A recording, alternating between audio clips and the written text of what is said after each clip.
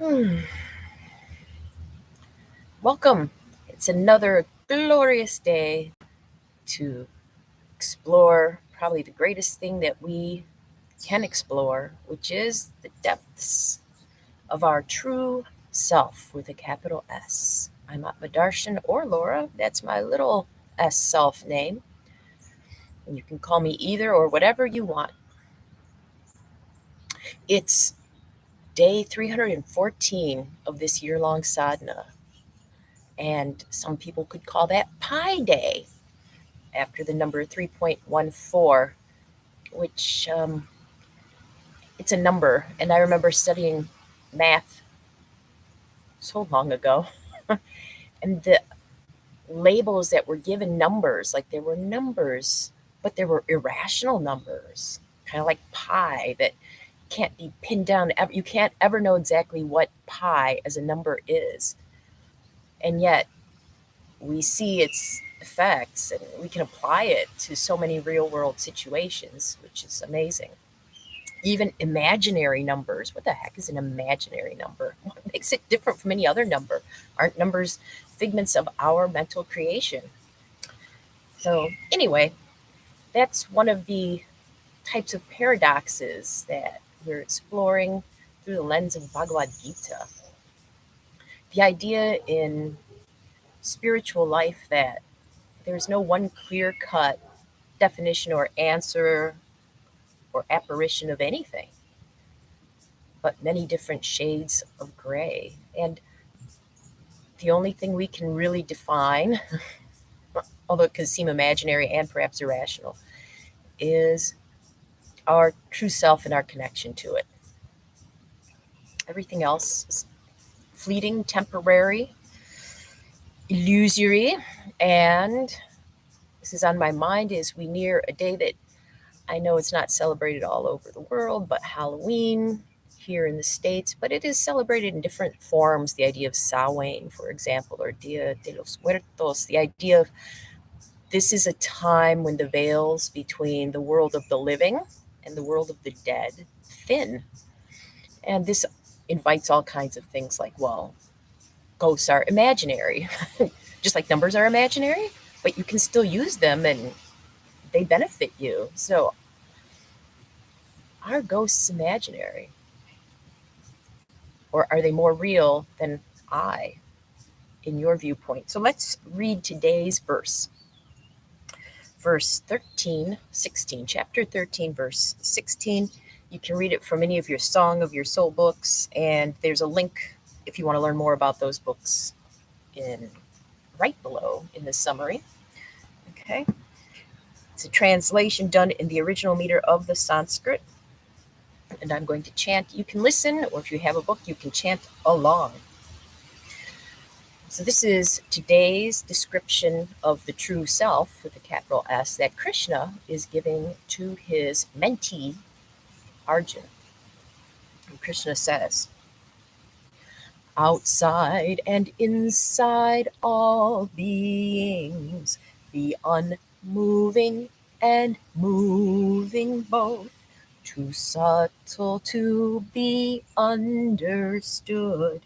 It is distant yet very near.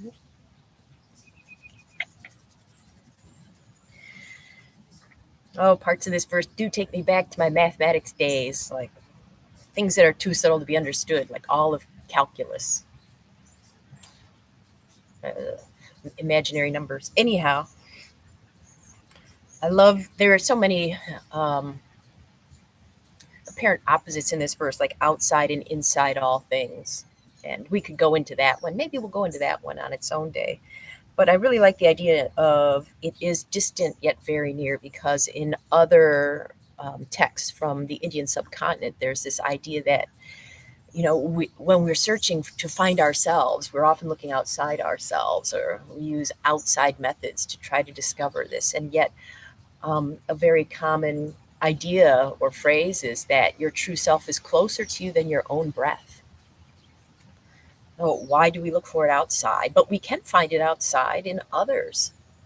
it's there in others as well, according to the Gita. So it's outside and it's inside, and it is distant yet very near. So are we distant or are we near? I think of the words close friend. And when I was growing up, of course, like many people, I made friends with the people in my neighborhood because they were close. And yet, even though we were separated by years and distance, people people I worked with, I was close to for years, I've got a good friend, Paul. Um, and I still would consider him pretty close, even though we're not close by distance. And sometimes we don't see each other for years at a stretch. And yet we're close. How does that work? And I happen to lead a meditative practice over Zoom. Uh, and I remember telling people to find the most distant sound they could hear. And as I did that, I thought, what are they listening for? Because quite frankly, I'm the most distant sound they can hear, yet I'm coming to them over their computer in their room, which is very close to them. So I'm also one of the closest sounds they can hear. I'm distant, yet I'm very near. And that was fun because then I'm thinking, oh, wow, what is close and what is near? This is something we can think about because according to many ideas of spiritual tradition, there really is no such thing as distance. What we do affects the furthest reaches of the cosmos, and what happens in the furthest reaches of the cosmos, or even in other cosmoses, cosmi, universes, affects us. So as the veils purportedly thin, for example, my mother, my grandmother, my aunt, my grandmother, my aunt, my aunt um, passed away very close to this date. And she seems to be at a place that I can't reach. However, I've noticed, like a couple nights ago, I had such a vivid dream about being with my grandmother's house and my aunt. And they pop up in my dreams. They're still very close, but it's just so interesting to me. Are they far away or because they live within me? I mean, literally, their genes live within me. Are they very, very close? Something to think about, especially for those of us who have lost others. Oh, and I'm going to say, that oak tree that looks so far away? Here are some of the acorns it has dropped that have bounced and come really close. So it's still dropping them. If I fall over because an acorn hits me on the head, enjoy the spectacle, I guess. Let's pose.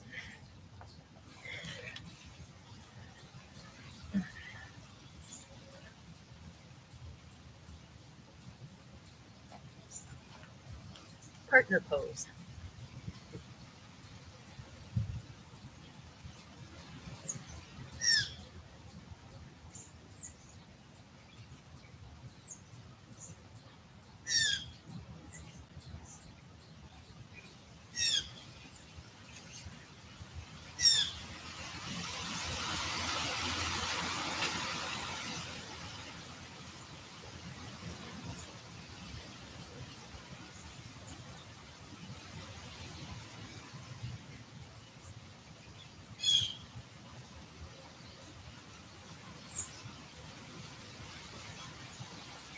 Let's switch sides.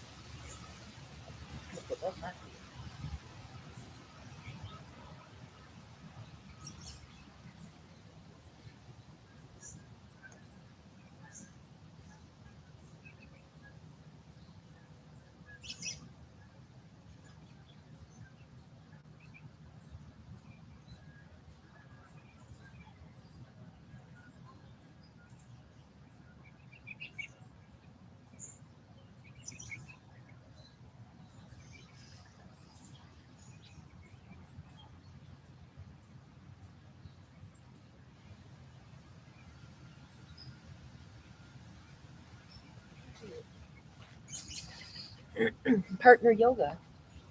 Partner yoga is not just with humans. And as we go into our contemplation, first, I mentioned deer and acorns yesterday. I'm so sorry this happened like right after the video stopped. One of the deer came through here because it was looking for acorns. So she might be out there, distant yet very near. I'd really love you to contemplate this idea of things, people, experiences that seem far away, but actually are closer to you than you might realize. Let's do that for 5.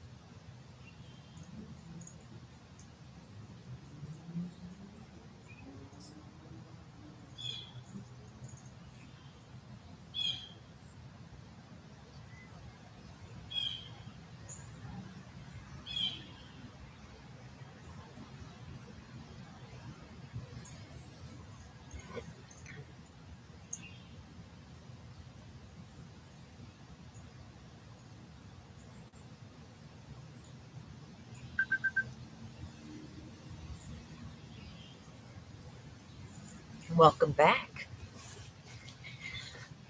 I had fun contemplation. I often think I live so close to Lake Erie and I'd love to be down close to it more. And then I realize I drink from Lake Erie every day. It's in me. In fact, Lake Erie gives drinking water to millions and millions of people. So Lake Erie's in my cat too. It's everywhere. Anyway, if the idea of working with the thinning veils appeals, there's also a workshop coming up with my partner Kathy, celebrating the new moon and Samhain and all these other confluences of energy, and that's 1st November. You can use the link right below in the summary and go to the home page and click on that and join if you want. I'm going to be taking part in it. And I feel so close to you. I know some of you are a quarter of the way around the world, but thanks for being part of this. We might be distant, yet we are very near, and hopefully we will be near tomorrow as well. Or maybe you're watching this a year in the future. Oh, now we're really far apart.